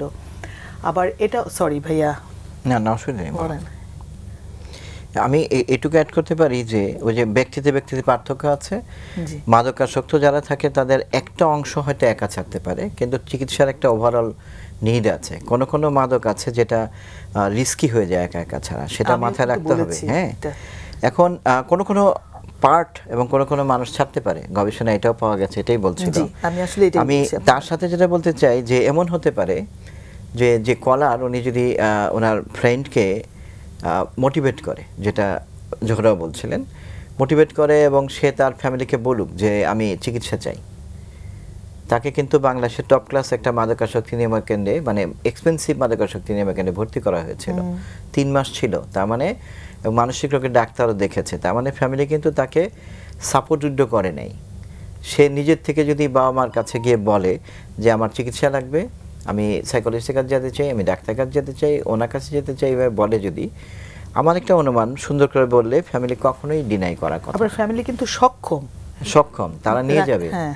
কাজে এই উইশটা করুক, এটা একটা। আর এই ফ্যামিলির ক্ষেত্রে আমি বলতে চাই যে ফ্যামিলি মেম্বার যারা আছে তাদের মধ্যে কমিউনিকেশন গ্যাপ আছে বলেই মনে হচ্ছে আমার কাছে। ওরা যদি, আমি কল্পনা করি এই ফ্যামিলিটা যদি, মানে ছেলের ফ্যামিলিটা দিনে একটা নির্দিষ্ট টাইম বা রাতে যদি একসাথে বসে কথা বলতো, এবং তারা যদি নিজেদের মধ্যে কিছু পরিবার চালানোর মতো কিছু নিয়মকানুন তো প্রত্যেক ফ্যামিলিতেই থাকে, সেটা একটা ফেয়ার রুলস স্ট্যাবলিশ করে একটা বাউন্ডারি, অর্থাৎ অভিভাবকরা একমত, সন্তানরা আরেকটা মেয়েটা, আমরা তো যে কল করেছি ওর পক্ষে কিন্তু ফ্যামিলির কালচারটা চেঞ্জ করা সম্ভব। যেমন এই ছেলেটা যদি তার মাকে বলে, শোনো আমি চাই কি আমরা সন্ধ্যা বা রাত্রি 8টার সময় একসাথে সবাই বসে একটু কথা বলবো, সে কিন্তু মেম্বার, ওর সম্পর্কটা খুব, মেয়েটার কথা বলছি না, ছেলেটার কথাই বলছি, ওর ফ্যামিলির সাথে ওর দূরত্ব আছে সেই কারণে, বা সে যদি এটাও ক্লেম করে যে আমার চিকিৎসার সাথে তোমরা চলো, আমরা ফ্যামিলি কাউন্সেলিং নিব, মানে সে অ্যাপ্রোচ করে দেখতে পারে। আমি এটাই বলতে চাই যে ফ্যামিলি কিন্তু ট্রিটমেন্ট করেছে অলরেডি, কাজে অ্যাপ্রোচ করলে হয়তো তারা ট্রিটমেন্টে নিয়ে যাবে। আর আমি আরেকটা দাওয়াত দিতে চাই, ইনভাইট করতে চাই, আমাদের জাতীয় মানসিক স্বাস্থ্য ইনস্টিটিউটে গভর্নমেন্ট সেট আপে একদম ফ্রি অফ কস্ট ট্রিটমেন্ট পদ্ধতি আছে। ওখানে কিন্তু পুরো ফ্রি, 10 টাকার চার্জ, এটা একটা আমি ফ্রি বলবো। হ্যাঁ, ও আচ্ছা, আমি ভাবছি আপনি ইনপেশেন্টের কথা বলতেছেন। ইনপেশেন্টটা খুবই নামমাত্র চার্জ ওটা, এবং ফ্রিও আছে। আচ্ছা, আমাদের ভর্তি রোগীদের ক্ষেত্রে 60% সেট হচ্ছে ফ্রি, আর 40% হচ্ছে পেইড, এবং সেটা নামমাত্র। এই জায়গাটায় যে কোনো মানুষ যদি আসে, যেমন ও যেহেতু কল করলো, ও যদি আমাদের সাথে যোগাযোগ করে, এটা আমরা অ্যারেঞ্জ করতে পারবো যে বিনা মানে কষ্টে সে চিকিৎসা পাবে এখান থেকে। কাজেই এটাকে যদি মানি কোনো ইস্যু হয়, কোনো সমস্যা না। মানি ফ্যামিলি তো আবার এটা ভাবতেও পারে যে ট্রিটমেন্ট তো করাইছি, ঠিক হচ্ছে না। না না, সেটাই আমি বলছি যে সে যদি আসে আমাদের দিক থেকে আমরা সাপোর্ট দিতে পারবো। এবং যেমন আমাদের একটা গ্রুপ আছে, যে গ্রুপে আমরা মাইন্ডফুলনেস মেডিটেশন শেখাই, এবং এই গ্রুপটা একটা মানে ফুল প্যাকেজ ট্রেনিং, সেটা কমপ্লিট করতে আমাদের প্রায় 1 বছর লাগে। একদম খুবই প্যাশনেটলি আমরা করি, 2.5 ঘন্টা টাইম নিয়ে। কাজে এখানে আসলে আমরা এটা ম্যানেজ করবো, এটাই বলতে চাই যে মানি কোনো ইস্যু না, আসলেই হলো। ওকে, আর কিছু অ্যাড করবে? আপাতত না। ওকে, হ্যাঁ, তাহলে আজকে টপিক নিয়ে কি একটা লাইন বলতে পারবো ম্যাডাম? হ্যাঁ শিওর, আমাদের তো এখন ফোন নেই আপনার হাতে। এই যে উনি যে বলতেছিলেন না যে এই ছেলেটা মূল্যহীন মনে করে, ইনসমনিয়া, ওভার থিঙ্কিং, এই যে আরো অনেক কিছু ছিল, আইডেন্টিটি ক্রাইসিস, অনেক কিছু ছিল। আমার কাছে এখানে শুধু ড্রাগ ইস্যু না, এখানে কিন্তু ওর সাইকোলজিক্যাল অনেক কিছু ইস্যু আছে। কিন্তু আমার কাছে স্ট্রংলি মনে হচ্ছে যে যদি নেশাটাকে ছাড়ান যাইতো, তারপর ছেলেটার কি অনেক কিছু সলভ হয়ে যাবে। নেশাটাকে যদি এমন হয় যে ওই কারণগুলোর জন্যই নেশায় ঢুকেছে সে, এটা কিন্তু আছে। কোনটা চিকেন কোনটা এগ, তো আমরা সেটা না জানলেও আন্দাজ করতে পারি। আমরা তো আন্দাজ করেই কথা বলছি, ছেলেটাকে তো দেখি নাই। খুব বন্ডিংটা খুব স্ট্রং না, এবং হয় না যে খুব, মানে হয় না যে খুব কেয়ারিং, খুব ফরগিভিং, এরকম মনে হলো না আর কি। আমার কাছে মনে হচ্ছে ম্যাডাম, এটা আমার ক্লিনিক্যাল অ্যাজাম্পশন, যে ঢোকার সময় যে একটা কারণে একটা কনটেক্সট ছিল, ঢোকা মানে নেশার পথে ঢোকার সময় যেই কনটেক্সটে উনি ঢুকেছেন, এখন ওই কনটেক্সটের সাথে কিছু লেয়ার, মানে আরো অন্যরকম। এখন যাই হোক না কেন, অন্যরকম বলতে মানে উনি যেই কারণে নেশায় ঢুকেছেন, সেই বিষয়গুলোর সাথে তো নতুন কিছু যুক্ত থাকতে পারে, যেটা আপনি বললেন যে হয়তো এগুলার কারণেই নেশা। তা আমি, কারণ মেয়েটা বলছিল যে ছেলেটি প্রায় ওর কাছে এসে থাকে, ওর সঙ্গে থাকে, কারণ ছেলেটা বাসায় ভালো লাগে না, বাসার পরিবেশটাতে ছেলেটা খাপ খাওয়াতে পারছে না। এটা কিন্তু সেপারেট একটা মেয়ে, সেটা কিন্তু অন্য মেয়ে, ম্যাডাম, অন্য মেয়ে। আচ্ছা, ওটা আগের মেয়েটা, আগের মেয়েটা। এবং আমি একটু অ্যাড করি, এবং তারপরেও বলেন, আমরা আমি অনেক ক্লায়েন্ট দেখছি যারা হচ্ছে নেশাই মেইন।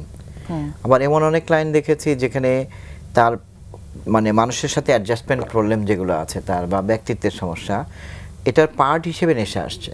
সবসময় খায় না, মাঝে মাঝে খেয়ে একটু গোলমাল করলো, কিন্তু অন্য সময় কিন্তু এট অল টাচ করে না। এবং আমরা তো মনে করি যে নেশা খেলে বোধহয় সবই খাচ্ছে, খেতে পারে। আবার এমনও আমি দেখেছি যে নেশা হচ্ছে তার অন্যান্য প্রবলেমেটিক ক্যাওটিক বিহেভিয়ারের একটা ম্যানিফেস্টেশন। আচ্ছা জহির ভাই, আপনি আমাকে বলেন, যদি এই ছেলেটা নেশাটা ছেড়ে দেয়, একটা পয়েন্ট বলেন, ধরেন ফর এক্সাম্পল ইনসমনিয়া, ইনসমনিয়াটা কিন্তু একটা গতি হইতেই পারে। না, আমি তোমার সাথে একমত, কিন্তু আমি বলতে চাচ্ছি যে আমরা তো অ্যাসেসমেন্ট করি নাই, যেটুকু শুনেছি তাতে বোঝা যাচ্ছে দুটোর যে কোনো একটাই হতে পারে। আমি আসলে বলতে চাচ্ছিলাম এই অ্যাডিকশনটা ট্রিটমেন্ট করাটা আগে মানে হেল্পফুল হবে, তারপর বাদবাকি যা থাকবে সেগুলা আমরা মানে যে আমি চিকিৎসা পদ্ধতির মধ্যে যাই, একটা হচ্ছে কোমরবিডিটি যখন থাকে তখন এটা বাংলায় বুঝিয়ে বলো কোমরবিডিটি। আমার আচ্ছা, যখন দুটো জিনিস একসাথে থাকে, মানসিক সমস্যা আর একই সাথে হচ্ছে নেশা, তখন নেশা আর মানসিক একসাথে চিকিৎসা করতে হয়। এটা করতে গেলে স্পেশালাইজ সেন্টার লাগবে। আমাদের দেশে ঢাকায় অনেকগুলো এরকম সেন্টার আছে, কিন্তু ঢাকার বাইরে হয়তো কমন না। যখন জাতীয় মানসিক স্বাস্থ্য ইনস্টিটিউটে দুটো ট্রিটমেন্ট একসাথে হয়, এরকম আরও অনেকগুলো জায়গা আছে। যখন আমার নেশার ট্রিটমেন্ট যখন চলতেছে, একই সাথে মানসিক ট্রিটমেন্টও চলবে। আর যেখানে সুযোগ নাই তখন আমাকে চয়েস করতে হবে। আচ্ছা, নেশার ট্রিটমেন্টটা কি বলো তো? নেশার চিকিৎসা বলতে আমি যেটা বুঝি যে ট্রিটমেন্ট মানে স্পেসিফিক্যালি কি আছে? প্রথম চিকিৎসাটা হচ্ছে ডিটক্সিফিকেশন। ওটা তো ট্রিটমেন্ট না, মানে প্রিপারেশন। ডিটক্স করাটা হচ্ছে বডি, যেহেতু বডিও ইয়ে হয়ে যায়, ডিপেন্ডেন্ট হয়ে যায়, ওখান থেকে বিষটাকে বের করে দেওয়া। ডিটক্সিফিকেশনের বাংলাতে, বাট ওটা তো ট্রিটমেন্ট, ওটা তো ট্রিটমেন্ট তখনও শুরু হয়নি, জাস্ট ডিটক্স করছে। ওইটা পার্ট অফ ইট। ওই যে ডিটক্স করতে যে ওষুধটা দেয়, না ওষুধ কেন দিচ্ছে? ওষুধের কোনো কথা ওঠে নাই। হ্যাঁ, ডিটক্স মানে হচ্ছে নেশামুক্ত থাকতে পরিবেশ দেওয়া, সে সুযোগ পাবে না নেশা করার। এটাই একটা সিম্পটোমেটিক ম্যানেজমেন্ট করতেছে। যখন আমার মনে হয় এটা নিয়ে আমরা আজকে ড্রাগ নিয়ে আলোচনার বসিনি, একটা ফোন নিয়ে আসি, কেমন? আরেকদিন আমরা এটা নিয়ে আলোচনা করব, তাহলে দর্শকরা হয়তো উপকৃত হবে।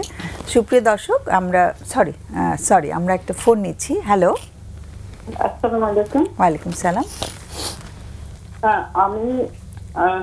আমি আমার একজন রিলেটিভের একটা সমস্যা নিয়ে আপনার সাথে কথা বলতে চাচ্ছি। আমার এক বড় বোনের ছেলে, আচ্ছা, সে স্টেট থেকে মাস্টার্স কমপ্লিট করেছে। প্রায় আমরা ইনস্টিটিউশনের নামটা না বলি। হ্যাঁ, আচ্ছা, ঠিক আছে। সে তার এখন এই ডিসেম্বরে তার প্রায় 36 বছর হবে। এখন ছেলেকে মাস্টার্স কমপ্লিট করেছে, ওকে চাকরির কথা বলা হয়েছে, সে চাকরি করবে না, চাকরির প্রতি ইন্টারেস্টেড না। ওর বাবা এস্টাবলিশ, মা এস্টাবলিশ, এবং কিছুদিন হলেও উনি রিটায়ার করেছেন। উনি ভালো একটা ব্যাংকে ছিলেন, আমার খুব ক্লোজ রিলেটিভ। এখন সমস্যা হলো ছেলেটা কোনো ইনকাম করছে না, এবং ওকে বিয়ের কথা বলা হচ্ছে।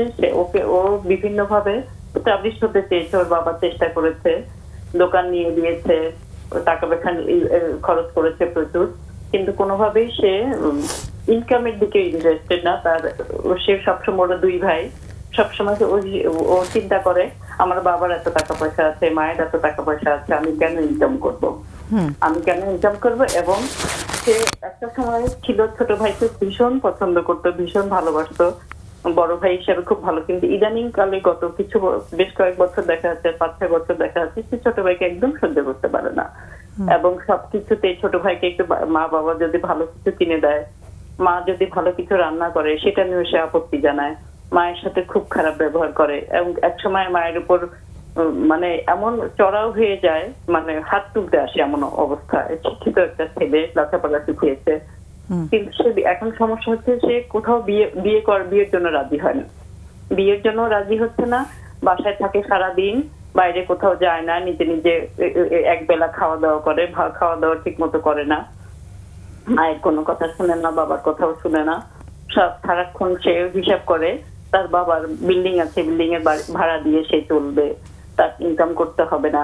কিন্তু বিয়ের কথা বললে পারে ও কথা বলে না। আর ইদানিং কালে দেখা যাচ্ছে যে সে মুখে প্রচন্ড রকম খুব বাজে একটা ব্যাপার, মানে কারোর সাথে আপনার সাথে কথা বলতে সে মুখে একটু থুতু নিয়ে আসে, মানে এমন অড ব্যাপার। একটা শিক্ষিত ছেলে মানে কারোর সামনে কথা বলতে গেলে পারে আত্মীয় স্বজনরা, বাবা মাই লজ্জা পেয়ে যায়।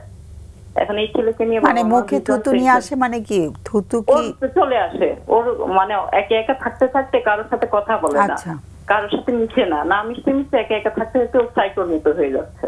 আচ্ছা, এখন এটা নিয়ে আমাদের ফ্যামিলির সবারই খুব টেনশন। আসলে আমাদের খুব ক্লোজ রিলেটিভ, এখন আসলে নাম বলতেও চাচ্ছি না, আর এই কথাটা যদি আমার রিলেটিভ শুনে আমি বলছি তাহলে উনি হয়তো মাইন্ড করবেন, আমি জানো আমার মনে হয় উনি এত রাতে জেগে থাকবেন, সেই জন্য আমি ফোনটা করার সাহস করলাম। কিন্তু আসলে এটা আমাদের জন্য খুব অনেক বড় রকমের একটা সমস্যা। ছেলেটার বয়স এখন কত শুনলাম? এখন ওর প্রায় 36 ইয়ার্স। হ্যাঁ, কিন্তু ওকে বিয়ের চেষ্টা করা হচ্ছে অনেক দিন ধরেই। অনেকদিন ধরে বিয়ের চেষ্টা করা হচ্ছে, কিন্তু সে বিয়ে করতে রাজি হচ্ছে না। মানে ও কি কারণ কি দেখাচ্ছে সেটার পেছনে? আসলে কারণ কিছু দেখাচ্ছে না, মানে একটু ইনডাইরেক্টলি সে চাচ্ছে, আমার আসলে খুব ক্লোজ আত্মীয়, সে চাচ্ছে আমার হাজবেন্ড ভালোভাবে স্টাবলিশ সমাজে, এবং আমারও একটা মেয়ে আছে, আমার মেয়ে বাইরে দেশের বাইরে পড়াশোনা করে, যেহেতু আমাদেরও বেশ কিছু প্রপার্টি আছে, তার বাবা মার প্রপার্টি, প্লাস সে চাচ্ছে আমার মেয়েটাকে নিয়ে সে আমার মেয়ের প্রপার্টিটাও ভোগ করবে, সে কিছু করবে না, এরকম কিছু সে মানে ইনডাইরেক্টলি আমাদের কাছে অ্যাপ্রোচ করছে, ডাইরেক্ট মানে মেয়েটাকে বিয়ে করতে চাচ্ছে। হ্যাঁ হ্যাঁ, এরকম কিছু একটা, এরকম কিছু একটা, কিন্তু আমরা সেটা বুঝেও না বোঝার ভান করছি। ওকে ইনডাইরেক্টলি আমরা, যেহেতু খুব ক্লোজ রিলেটিভ, আমাদের সম্পর্কটা নষ্ট হয়ে যাবে, সেই জন্য আমরা ওকে ইনডাইরেক্টলি ওকে রিফিউজ করছি, ডাইরেক্ট ওকে বলতে চাচ্ছি না। ও ডাইরেক্ট আমাদেরকে বলছে না, আমরাও ডাইরেক্ট। তাহলে বোঝা যাচ্ছে কেমন করে যে ওই মেয়েটিকে চাইছে? আমার মেয়ে যখন সামনাসামনি থাকে আমাকে ইনডাইরেক্টলি অনেক কথা বলে, আমাকে বলে আমার সে ছেলে কিভাবে বলে যে আমি তোমার বাসায় যাব তোমার বাসায়, আমি হ্যাঁ অবশ্যই আসবো, তুমি আমার বাসায় সবসময় ইনভাইটেড, জামাই এরকম বলে, মানে জামাই হয়ে আসতে চায়। হ্যাঁ হ্যাঁ, এরকম ইনডাইরেক্টলি সে ইঙ্গিত করে আমাকে। আমার মেয়েকে দেখলে সে মানে তার সবসময় তার পয়সাওয়ালাদের সাথে আমার মেয়ের সাথে সে আম্বানির মেয়ের তুলনা করে, রাধিকা মার্চেন্ট, আমার মেয়েকে সে বলে রাধিকা মার্চেন্ট, সে রাধিকা মার্চেন্টকে বিয়ে করবে, এই টাইপের কথা বলে। না তো সে তো ডিরেক্টলি বলছেই তাহলে যে বিয়ে করতে চায়, তাহলে মানে ওর সঙ্গে সরাসরি কথা বলা কি সম্ভব হচ্ছে না? ওর সাথে সরাসরি আসলে আমাদের সম্পর্কটা এত ক্লোজ, ক্লোজ বলেই তো বলছি যে সম্পর্কটা ক্লোজ হওয়ার কারণেই কি সেই ক্লোজনেসের সুবিধাটা নিয়ে কি তাকে বলা যায় না যে এটা আমরা ইন্টারেস্টেড না? এটা ব্যাপার কি জানেন, এটা সম্পর্কটা এখন এই ব্যাপারটা যদি ওর সাথে আমরা সরাসরি আলাপ করতে যাই, ওর বাবা মার সাথে সরাসরি আলাপ করতে যাই, তাহলে যেহেতু আমাদের তরফ থেকে ব্যাপারটা সম্পূর্ণই রিফিউজ, সম্পর্কটা পুরাটা নষ্ট হয়ে যাবে। কিন্তু ও যে একটা আশা নিয়ে বসে আছে 36 ইয়ার্স ওল্ড একটা ছেলে, ওকে তো কখনো এরকম কোনো আশা দেওয়া হয়নি, এবং ওরা না আশা দেওয়ার কথা বলছি না, ও তো প্রত্যাশাটা তো লালন করছে ভেতরে, সেটা বলছি। হ্যাঁ, সে লালন করছে, কিন্তু তাকে মানা করা হয়েছে, রিফিউজ করা হয়েছে, মানে ইনডাইরেক্টলি বলা হয়েছে, ডাইরেক্টলি বলা হয়েছে যে তুমি যেটা আশা করে আছো সেটা হবে না, সেটা সম্ভব না। আর ওর সাথে ওর বয়সের ডিফারেন্স অনেক বেশি। কত? 10 বছরের। আচ্ছা, মেয়েটা কি বলে? মেয়েটা তো তার বুঝতেই পারে, ও সহ্যই করতে পারে না। আচ্ছা, ও সহ্যই করতে পারে না, ওর কথা শুনতেই পারে না। আর ওদের ওরকম কোনো দেখা সাক্ষাৎ আসা যাওয়া হয়নি যে ওদের ভিতরে একটা রিলেশন ক্রিয়েট হবে বা ওই ইন্টিমেসি হবে অনেক বেশি। তো ছোটবেলা থেকেই অত বেশি হয় নাই, কিন্তু ছোটবেলা থেকেই আসলে ফ্যামিলিগত ভাবে কেউ চেয়েছিল, যেহেতু আসলে আমার শ্বশুর বাড়ির আমার শাশুড়ি, মানে ওরা আত্মীয় হয় না? আত্মীয়, আমার আত্মীয়, একদমই ক্লোজ আত্মীয়। এবং আমি এক্ষেত্রে একটু বলি, আমরা আসলে এখন খুব টেনশন আছি ছেলেটাকে নিয়ে কি করবো। আমার আপাটা খুব টেনশনে আছে, উনি রিটায়ারমেন্টে এসেছেন, ঘরে এখন বলতে গেলে উনি থাকতে ভয় করে মাঝে মাঝে। ছেলেটার আর ভাই বোন, একটা ভাই আছে না? ছোট একটা ভাই আছে, ভাই ওখানে থাকে না, ভাই ঢাকায় থাকে, ভাই ওনারা মফস্বলে থাকেন। আচ্ছা, ও যার কথা আমরা শুনছি ও কি মফস্বলে থাকে বাবা মার সাথে? আচ্ছা, হ্যাঁ মফস্বলে থাকে, বাবা মা মফস্বলে সেটেল, মফস্বলে থাকেন। পড়াশোনা শেষ করেছে কিন্তু কোনো জবে ঢুকতে চাচ্ছে না, তাই তো? পড়াশোনা শেষ করেছে অনেকদিন হলো পড়াশোনা শেষ করেছে, সে কোনো জবে ঢুকতে চাচ্ছে না। ও কাটায় কি করে? ও সময়টা কাটায় কি করে? দুপুর পর্যন্ত ঘুমিয়ে থাকে, এরপরে নিজে একটু লাঞ্চ করলো, তারপরে খাদে গিয়ে বসে থাকে, নিজে চা বানালো, অনলাইনে খাবার অর্ডার করে, হোন্ডা নিয়ে একটু বের হয়ে যায়, এইগুলা করে। ওর বন্ধু বান্ধব আছে? না, একদমই নেই, কারোর সাথে এখন নেই ওকে বন্ধু বান্ধব। তাহলে প্রশ্নটা কি আজকের জন্য? আসলে আমরা বুঝতে পারছি না ওকে নিয়ে, ওকে আমরা এখন রিকভারি করবো কিভাবে এখান থেকে। ওকে বিয়ে তো রাজি করানো যাচ্ছে না, কোনো ইনকামও নেওয়া যাচ্ছে না, আমরা কি করব? আমরা আমাদের এটা নিয়ে আমাদের খুব টেনশন। আর যেহেতু ও আমার মেয়ের দিকে এটাও আমার জন্য একটা মানসিক চাপ সৃষ্টি করছে। মানসিক চাপ হয়ে গিয়েছে একটা। ওকে, একটু আমরা যেতে পারি না, আমরা ওখানে ফ্রিলি যেতে পারি না। হ্যাঁ, খুব স্বাভাবিক। একটু লাইনে থাকতে হবে। তোমাদের কারো কোনো প্রশ্ন আছে? প্রশ্ন নেই? হ্যাঁ, আমাদের অতিথিদের কোনো প্রশ্ন নেই, তাহলে আমরা আলোচনা করি বিষয়টা নিয়ে, কেমন? অনেক অনেক ধন্যবাদ ফোন করার জন্য। আমাদের সবার তরফ থেকে শুভকামনা থাকলো যে ব্যাপারটা যেন কোনো কিছু একটা গতি হয়। অনেক অনেক ধন্যবাদ।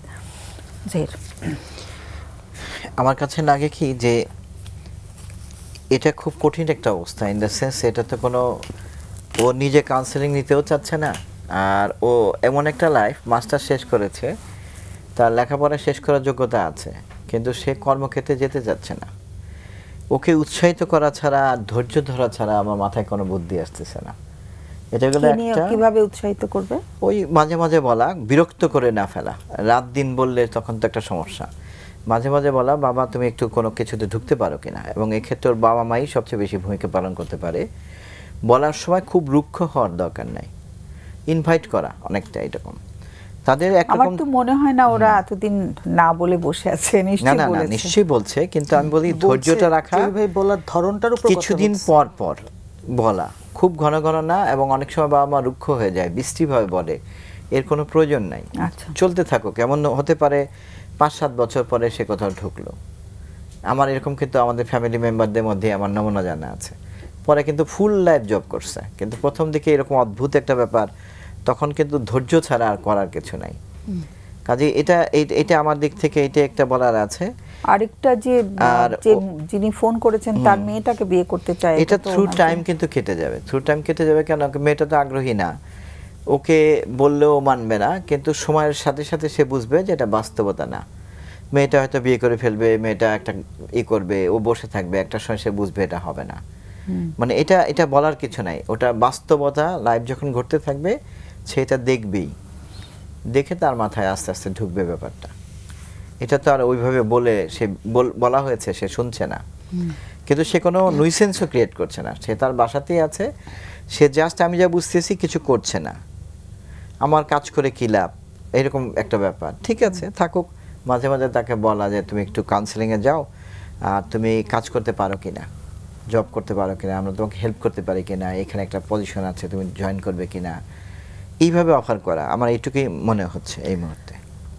আমি একটা ভাবনা কাজ করছিল আমার, দুটা ভাবনা।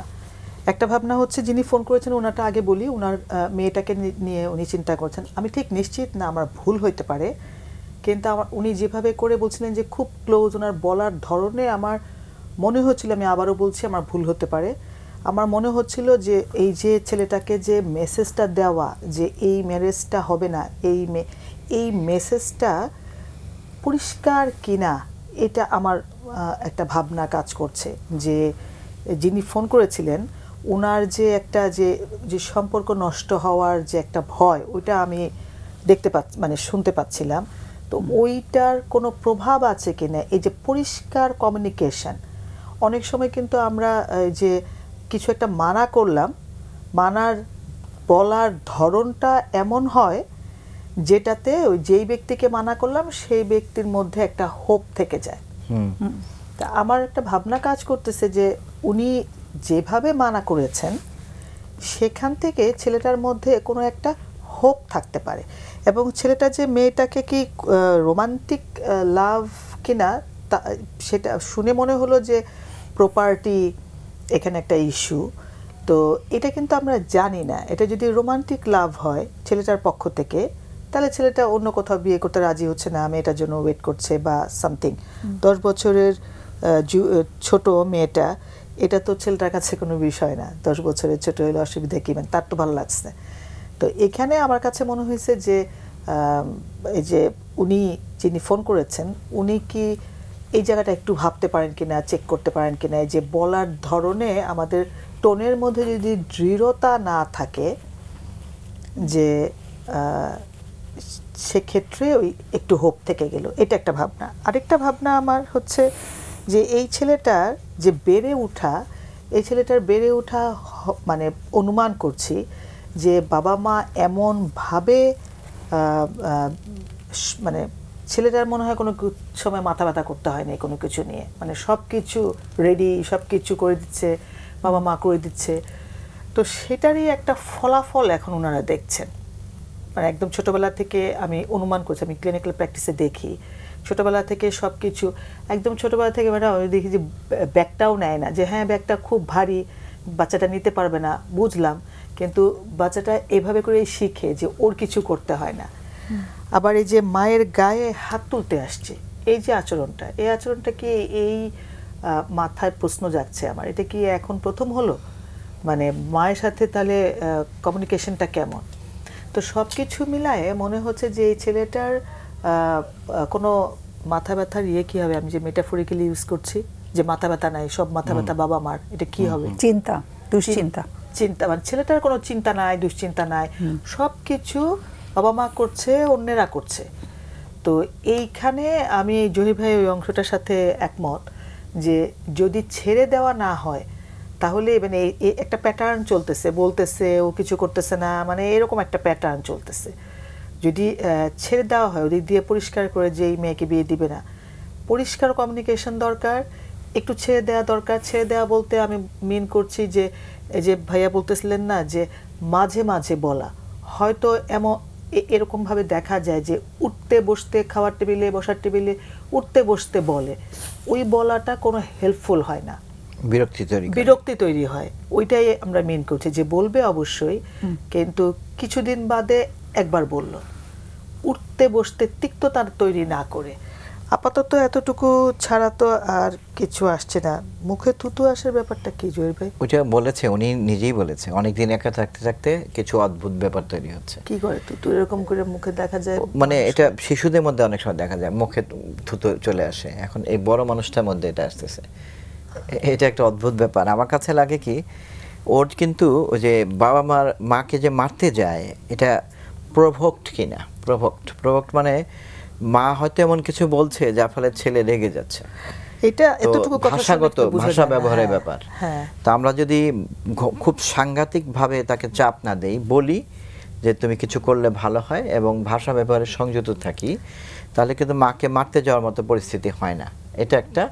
দুই নম্বর আমার কাছে লাগে ভালো হতো মাকে কখন মারতে যায়, কি পরিস্থিতি হয়, উনি সবকিছু বলতে পারবেন কিনা সেটাও তো। এবং এর সাথে তো খুব ক্লোজ আত্মীয়। হ্যাঁ, এর সাথে আরেকটা জিনিস যেটা আছে যে মুখে যে থুতু চলে আসে বলতেছে, এই ছেলেটার ক্ষেত্রে তার স্লিপিং প্যাটার্নটা দেখি সবই এলোমেলো। মানে যেহেতু তার কোনো কাজ নাই, মাস্টার্সে পরে তো তার রুটিনের দরকার হচ্ছে না, তো তার রুটিনটা যদি কোনোভাবে ব্যাক করানো যেত, যে ঠিক আছে দিনের বেলা সে যদি ডিউটি টাইমে উঠে খাওয়া দাওয়া করে কোথাও এমনি আশেপাশেও ঘুরে, খাওয়া দাওয়াটা ঠিকঠাক, গোসলটা ঠিকঠাক, সেলফ কেয়ারটা ঠিকঠাক, একটা সোশ্যাল লাইফ ঠিকঠাক, এইটুকু ঠিক থাকলে আমি কিন্তু আশেপাশে কোথায় ঘুরবে, আমাদের তো পরিবেশও না সেরকম। আমি কিন্তু এবং একজন মানুষ অন্তত আমার মনে পড়ছে যে লাইফে জব করে নাই, কিছুই করে নাই, তাদের বাড়ি ভাড়া দিয়ে চলে এবং ভালোই টাকা আসে।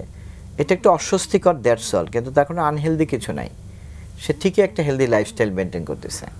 কাজে এরকম কিছু একটা যদি দাঁড় করানো যেত, সোসাইটিতে একটা অ্যাকসেপ্টেন্সও, অন্যান্য আত্মীয় স্বজন তাকে চাপ না দেওয়া, বাজেভাবে কোশ্চেন না করা, সে তার এক লাইফের নর্মালিটির মধ্যে ব্যাক করুক। নর্মালিটির মধ্যে সে জবে যেতে পারছে না, ফাইন, বিজনেস করতে পারছে না, ওইটুকু বাদে বাকিটুকু নর্মাল হলেও তাহলে সেটার জন্য তাকে একটু প্রশংসা করতে পারে যে তুমি তোমার লাইফটা তো নর্মাল এবং তুমি কোনো বাজে কিছুর মধ্যে ঢুকছো না। অনেক সময় প্রশংসা করলে কিন্তু মানুষ একটু মানে ওখান থেকে একটা না মানে প্রণোদনা নেয় আর কি, তাই না?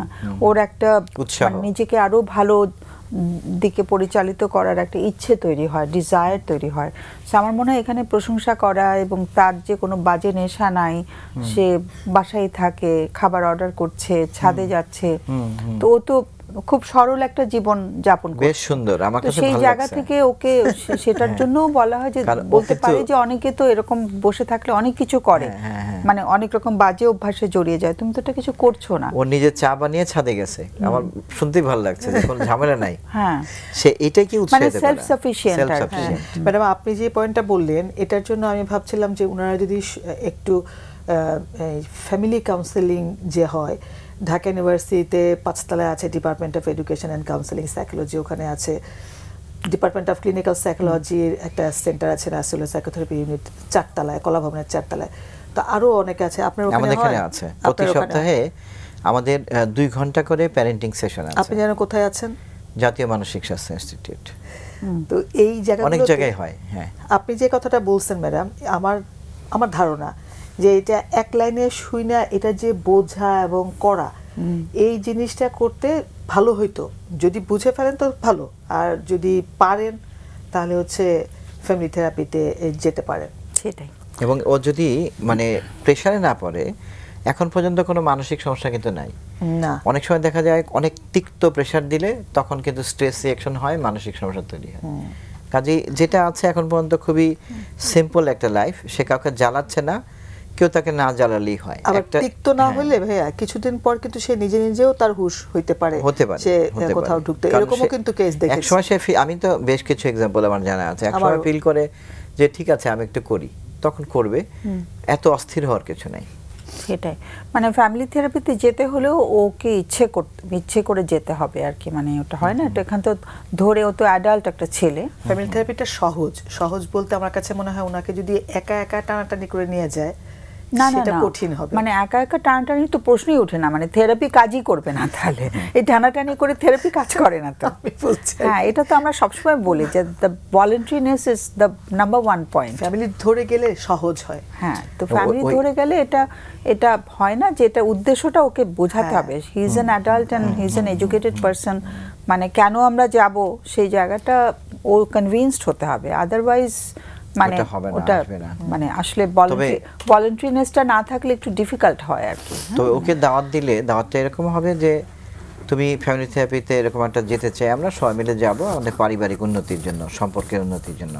সে বলল নো, এবং আর সেকেন্ড কোনো কথা নাই, কিছুদিন পরে আরেকবার, মানে যতক্ষণ সময় নেওয়া যায়, তাড়াহুড়া কিছু নাই। ও যদি বলে বারবার এক কথা বলতে এসো না, 3 মাস পরে বললাম, আর তাড়াহুড়া কিছু নাই। তো আমি জহির ভাইয়ের এই পয়েন্টের সাথে খুব একমত। আমাদের ফ্যামিলিগুলা যখন বলে জাস্ট তিতা করে ফেলে, জহির ভাই এই জায়গাটা একটুখানি বলেন, তিতা করে ফেলে, এটা একটু ব্যাখ্যা। মানে বারবার বললে বিরক্ত লাগে, আমি না বলেছি তোমাকে, এখন আমাকে ফোর্স করার তো দরকার নাই, এখন ও বারবার বলাটা শেষে উল্টা রিঅ্যাকশন না, শুধু বারবার বলা না, আমাদের বলার মধ্যে একটা খোঁচা থাকে, একটা পিঞ্চিং আর খোঁচা তো একই কথা না, মানে ফ্রাস্ট্রেশন।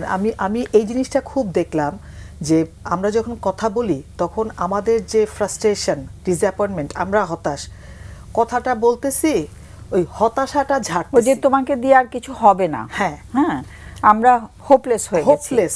তো ওই যখন আমরা খুব নিরাশার কথাটা বলি, তখন হয় কি যে মানুষটাকে উৎসাহিত করতে চাইছি, ও আমাদের নিরাশার কথা শুনে ও নিজেও আরো নিরুৎসাহিত হয়ে যাচ্ছে আর কি, হয় না যে আমরা তোমার জন্য আমরা হোপফুল, এখনো হোপফুল।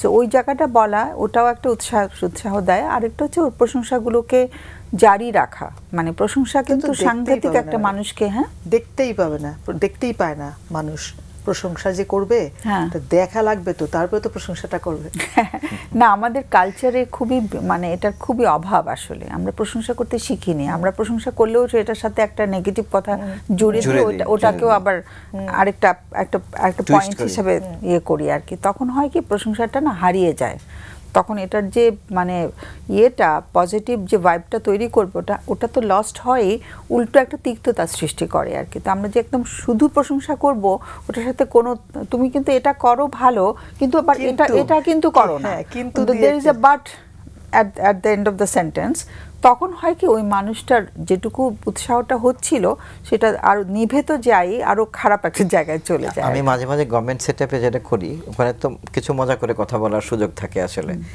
আমি বলি গার্জিয়ানদেরকে যে আপনি যদি বাচ্চার আরেকটা নিন্দা করেন তাহলে 20 টাকা জরিমানা করে দেব। এবং তারপরে জরিমানা গুনতে শুরু করি। জরিমানা তো করা সম্ভব না, কিন্তু তাকে অ্যাওয়ার করার জন্য, এবং বেশ থামা কঠিন, বেশ কিছুক্ষণ পরে অনেক কষ্টে থামে। হ্যাঁ, মুশকিল হচ্ছে কি আমরা যারা নিন্দা করছে তারা নিজেরাও তো প্রশংসা পায়নি। আমাদের ওদের ওদের ওদের প্যারেন্টিং এর মধ্যে তো প্রশংসা নাই, প্রশংসা শিখবো কোত্থেকে? আমাদের তো ফ্যামিলি কালচারই তো জিনিসটা সাংঘাতিকভাবে মিসিং, তাই না? দর্শকদের জন্য মনোবিজ্ঞানের একটা সূত্র বলতে চাই, মোটা দাগে আপনার কথা সামারি, মানে মানুষকে প্রশংসা করে, বয়স যাই হোক না কেন, মানুষকে প্রশংসা করলে ভালো ইতিবাচক আচরণ বৃদ্ধি পায়, সোজা হিসাব। তুমি একেবারে বইয়ের ভাষা বলে দিয়েছো। ওকে, হ্যাঁ, তাহলে তো আমরা মোটামুটি যে আমাদের প্রশ্নকর্তা ছিল মোটামুটি জবাব দিয়েছি, নাকি আরো কিছু অ্যাড করার আছে তোমাদের? সময় আছে? হ্যাঁ হ্যাঁ, সময় আছে, 6 মিনিট আছে, কিছু বলে বল। ওই যে মাত্র মনে পড়লো, কি যেন একটা ম্যাডাম মনে করতে বসলেন, এটা ছিল দুটো সম্পর্কের মধ্যে কেন মানুষ সময় দেয় না। থ্যাংক ইউ জয় ভাই। একটা গ্যাপ তো নেওয়া উচিত, মানে একটা সম্পর্ক ভাঙলো, মুহূর্তের মধ্যে আরেকটা সম্পর্কে জড়াই যাচ্ছে। এটা ব্যাক টু ব্যাক রিলেশনশিপ, যেটা back to back relationship, back to back session বলে। এনিওয়ে, এই জায়গাটায় আমার কাছে লাগে, জয় ভাই অ্যাড করেন, আমার কাছে লাগে যে আমরা মানুষরা ইন্ডিপেন্ডেন্ট না। মানে আমার একটা সম্পর্ক চলে গেল, এখন এই যে লোনলিনেস, এই যে একটা অবস্থা, ওই অবস্থায় ব্যক্তি স্ট্যান্ড করতে পারে, ব্যক্তি যে একটু থাকবে সেটা না থেকে আমার রানিং কেস চলতেছে। মানে মনে হয় যেন এখন আরেকটা সঙ্গী লাগবে, তা না হলে আমি টিকতেই পারতেছি না, মানে এরকম একটা অবস্থা। তো ওই জন্য ওনারা তো অ্যাটাচমেন্টের ইস্যু আছে, অ্যাটাচমেন্টের ইস্যু, এবং ওনারা কিন্তু টাইম নিচ্ছে না। তো টাইম না নিলে আরেকটা মানুষ, এই মানুষটা কেমন, কি আমার সাথে যায় কি না, এটা বুঝতেও তো একটু টাইম লাগে। তো আমরা যেমন ওয়াইজ মাইন্ডটাকে খুব প্রমোট করি, মানে যে সিদ্ধান্ত নেওয়ার সময় যে একটু সময় নেওয়া। ওয়াইজ মাইন্ডটা একটু বুঝিয়ে বলো। আপনি বলেন। ওয়াইজ মাইন্ড বলতে আমরা যেটা মিন করি যে আমাদের আবেগ দিয়ে তো আমরা চলি, এটাকে আমরা বলি ইমোশনাল মাইন্ড। আবার কিছু কাজ আছে আমরা যুক্তি দিয়ে করি, এটাকে বলি logical mind. Only logical mind থাকলে, শুধু যুক্তি দিয়ে চললে রোবটের মতো হয়ে যাবো আমরা, এআই। আর আমরা যদি একদম এআই এই টাইপের হবে, মানে একটা বিভৎস অবস্থা। আর যদি শুধু আবেগ দিয়ে চলি, সেটাও খুব বাড়াবাড়ি হয়ে যাবে।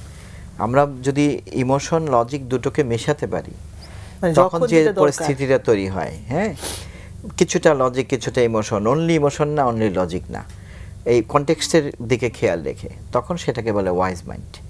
কাজে ওয়াইজ মাইন্ড দিয়ে কাজ করলে তখন তো বেটার হয়। আমি বাংলা কি জ্ঞানী মন বলতে পারি, বিজ্ঞমন বা জ্ঞানী মন বলবো, অসুবিধা নাই। তোমরা 22 বলেছো, তোমরাই না বাংলা বলবে, আমি তো বলবো না। সৌরভ ভাইকে ডাকতে হবে। আচ্ছা, আমি আরেকটু বলতে চাই যে আমি অনেক সময় ক্লায়েন্টদের বলি যে একটা বড় রাস্তা দিয়ে পার হচ্ছেন, হঠাৎ করে একটা ট্রাক এসে পড়ছে, আপনি কোনো মতে লাফ দিয়ে বা কেউ ধাক্কা দিয়ে টান দিয়ে আপনাকে বাঁচালো, এখন আপনি কি করবেন?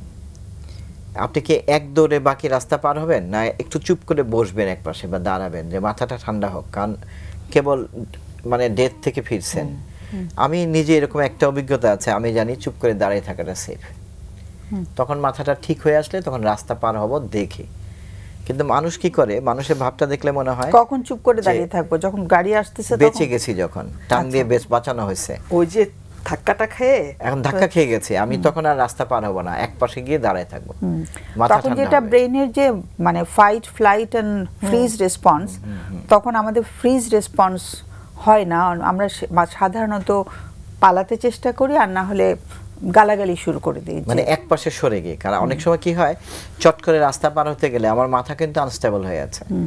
একইভাবে একটা সম্পর্ক গেল, সম্পর্কের মধ্যে তো আমার ইমোশনাল পেইন তৈরি হয় সম্পর্ক ভাঙলে, তখন কিন্তু আমার টাইম নেওয়া উচিত।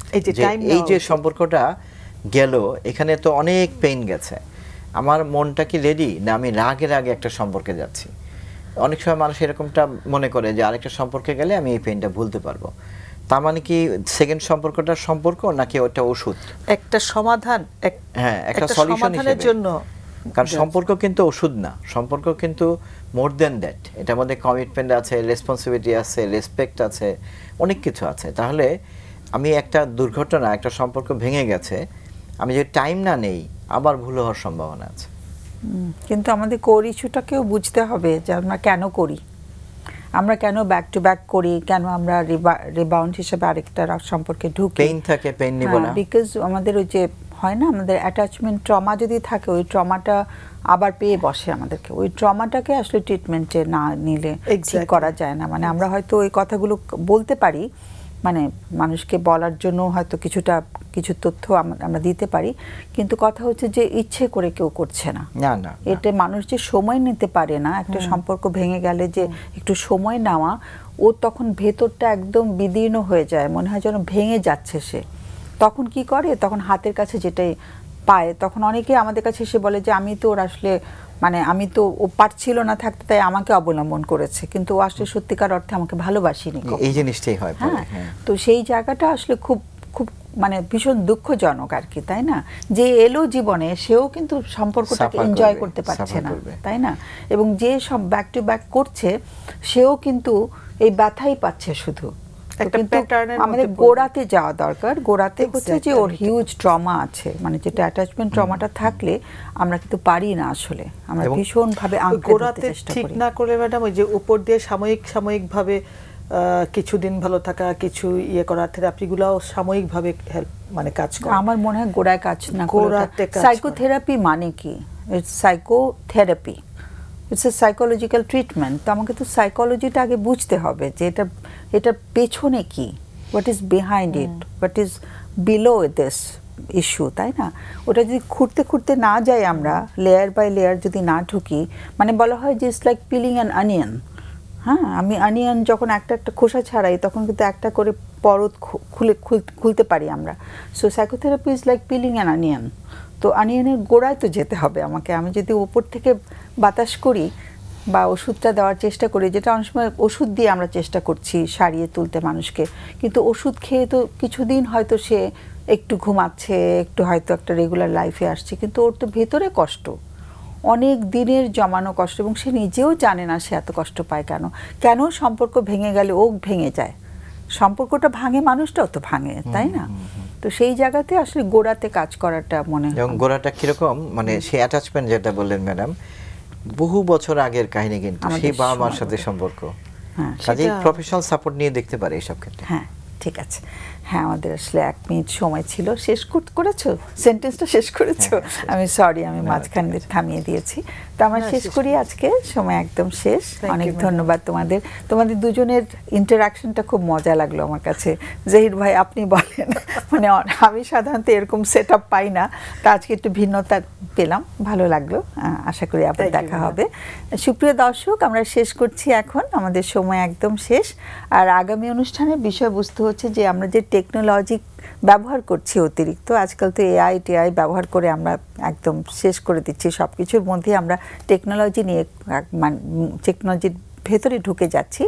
তো এই টেকনোলজির অতিরিক্ত ব্যবহারের ফলে আমাদের কি আবেগের প্রকাশটা বা আবেগীয় সম্পর্কগুলো আমাদের কি একটু কমে যাচ্ছে কিনা, আমরা আবেগের প্রকাশ করতে কি ভুলে যাচ্ছি কিনা? কারণ আমরা সামনাসামনি কথা বলছি না, আমরা গিয়ে মেশিনকে জিজ্ঞেস করছি, কিংবা মেশিনের মাধ্যমে আমরা টেক্সট করছি, মেসেজ করছি। আমরা যে একজনের সাথে কথা বলে আমাদের যে গলার টোনটা, আমাদের যে ভাবটা বোঝা যায়, আমাদের কথার প্রকাশভঙ্গিটা আমরা মানে বোঝাতে পারি আরেকজনকে, সেটা টেকনোলজি দিয়ে আসলে সেটা হয় না। তো টেকনোলজি আমাদের আবেগকে কি আসলে কমিয়ে দিচ্ছে কিনা, বা আবেগের সম্পর্কগুলোকেও বাধাগ্রস্ত করছে কিনা, সেটা নিয়ে আগামী অনুষ্ঠানে আমরা আলোচনা করব। সে পর্যন্ত সবাইকে অনেক অনেক ধন্যবাদ, শুভকামনা জানিয়ে শেষ করছি। শুভরাত্রি।